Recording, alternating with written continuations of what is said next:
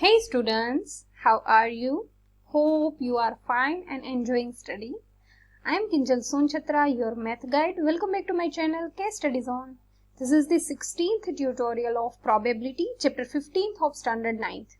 In last session, we discussed about exercise 15.1 and sum 3rd. And in this session, we will discuss about sum 4. So, don't waste the time. Go to the session.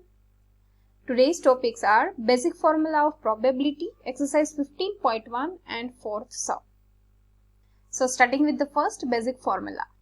Probability equals to number of possible outcomes divided by total outcomes, which is already known. So go to the next. It's fourth question. 3 coins are tossed simultaneously 200 times with the following of different outcomes, means total outcomes 200. If the 3 coins are simultaneously tossed, again compute the probability of 2 heads coming up.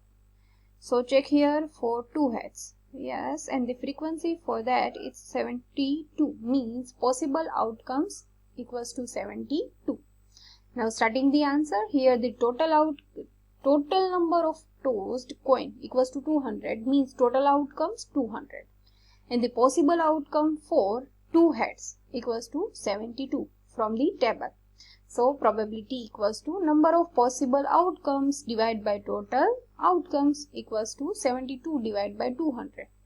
18 4s are 72, 50 4s are 200. 4 4 cut. Now for 18, 2 9s are 18, 2 25s are 50. So 2 2 again cut, and answer is 9 divided by 25, and answer is 0.36 for that. Got it? If you have any doubt about it, then you can ask me in comment section. Thank you for watching. If you like my video, please subscribe my channel and share with your friends. Bye-bye.